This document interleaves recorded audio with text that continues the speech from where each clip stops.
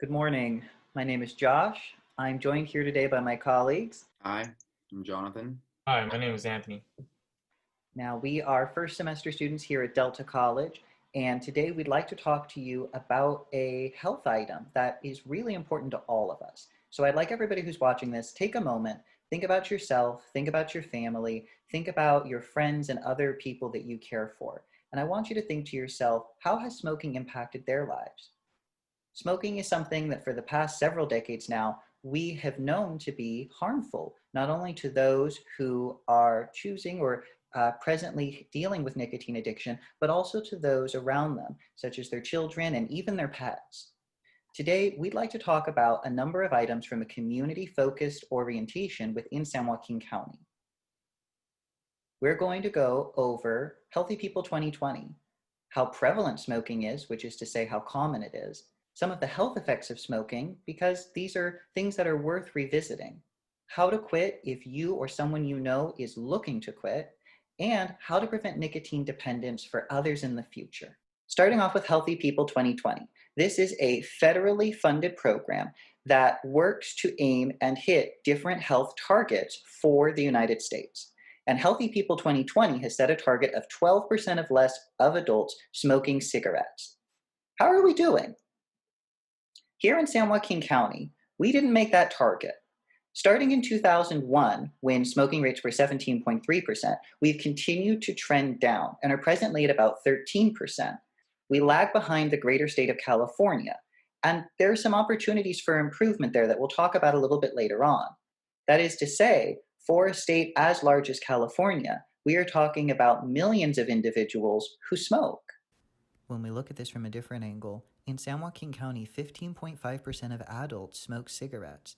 When we compare this to other counties in the state, notice how agricultural communities like San Joaquin County and rural communities like those to the north and other Central Valley communities are disproportionately burdened by smoking.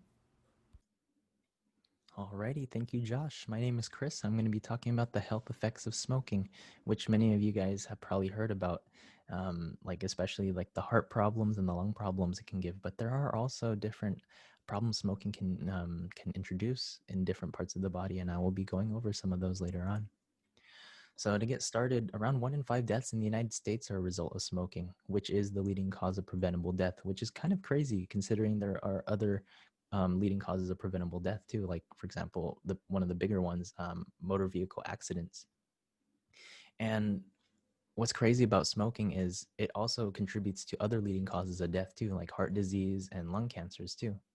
And what's crazy is almost 90% of lung cancer deaths are smoking related. And in terms of the heart disease I talked about, mentioned, there is an increased risk for heart attacks and strokes, and I will be going over like why that happens later on. And also there's also reductions in fertility in men and women. In men, lower sperm count, and women, miscarriages, and also after birth too, for the infant. So if a mother or the parents were smokers, there is a higher instance of sudden infant death syndrome. And smoking is also related to the increased risk of developing other cancers. Long-term risks. I use this graphic right here because, it's in the shape of the lungs, which are one of the major organs to be affected by smoking. And written smaller here are the different types of issues that smoking can introduce. And the larger ones in the larger fonts, those are the ones of the more common instances. So like I said before, miscarriages, infertility, lung issues like bronchitis, and aneurysms and strokes. Chronic smoking causes the narrowing of blood vessels, leading to hypertension, which is increased blood pressure, tachycardia, higher heart rate, and clot formation.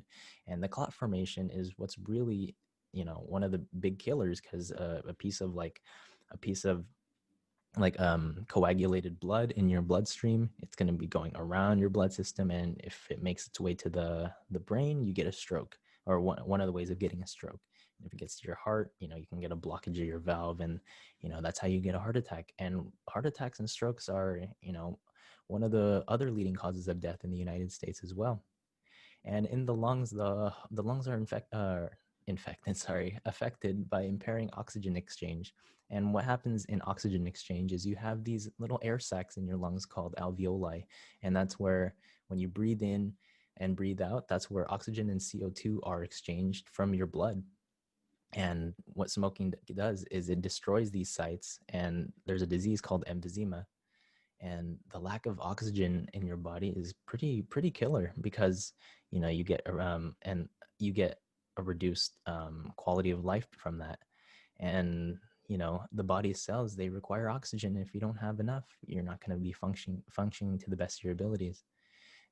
Infection is also an important thing too to look out for. What smoking does to your body is you have these little hairs in your airways called cilia, and what cilia does is it basically moves around mucus, dirt, other inhaled particles, and it keeps your lung airways clear. And if you don't have those hairs, your airways are going to be obstructed, occluded, and when this happens, you have a higher risk of infection and also colds. So those are pretty much some of the more important long-term risks. I did mention other cancers too, like name any cancer, smoking's related to it, or poses a higher risk of it. So I'm going to pass it on to Anthony. So thank you for listening to the risks of smoking. For those who are interested in quitting, or for someone in your life that you care about who might be ready to quit, we'd like to offer you some resources to help support them. 75% of smokers want to quit. There's different stages of quitting. First is pre-contemplation stage, where they're not thinking about change at this point. Next is contemplation, where they're thinking about it, but they're not quite ready to act upon it. There's preparation. And stage is what has worked for them in the past and what hasn't. There's action. They're pretty much ready to make their move. They're ready to start quit smoking. So they made their final decision on that. And then we have maintenance, where they're smoke-free. They completed the smoking program and they want to stay smoke-free. So there's ways to quit smoking. There's non-pharmacological methods as well as pharmacological methods. For the non-pharmacological methods, they have counseling by healthcare workers such as a doctor or a registered nurse, and they provide great education on how to quit smoking. And it has been shown that by proper education, their likelihood to quit smoking is quite significantly. They also have counseling services. Like group counseling is also a good way to quit smoking. This is where a trained facilitator speaks to participants on how to quit smoking. And this is great for the group, because their peers can empower them to quit smoking and encourage them as well. There's also cognitive behavioral therapy, also known as behavioral therapy, where this consists of mindfulness training as well as self-monitoring, emotional regulation, and cognitive restriction.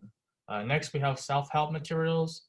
These self-help materials are great for individuals who don't like group therapy or like face-to-face contact with a therapist.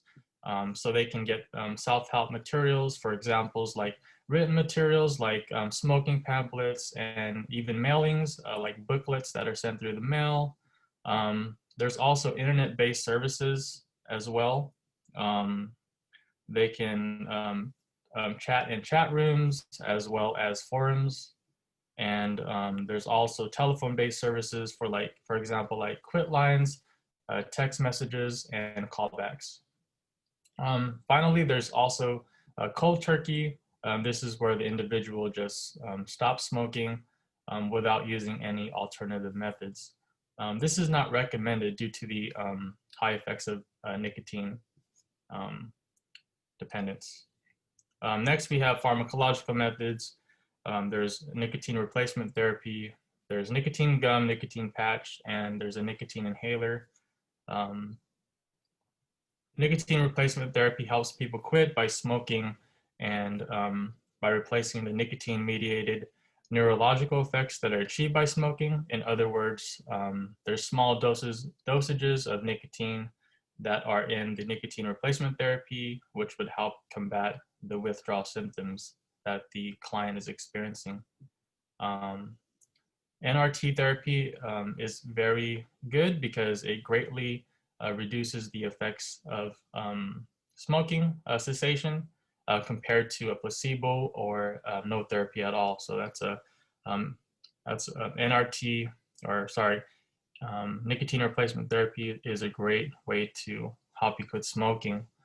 There's also medications that are available, bupropion and varenicline.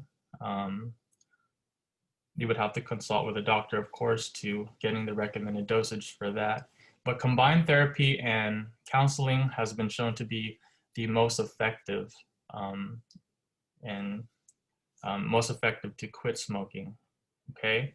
There's also local resources to help you quit smoking. In our community, we have STOP. STOP stands for Smoking and Tobacco Outreach Prevention Programs.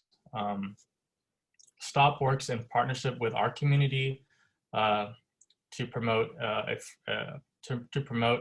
a tobacco-free San Joaquin County for all the people who work there to work here and play in our communities.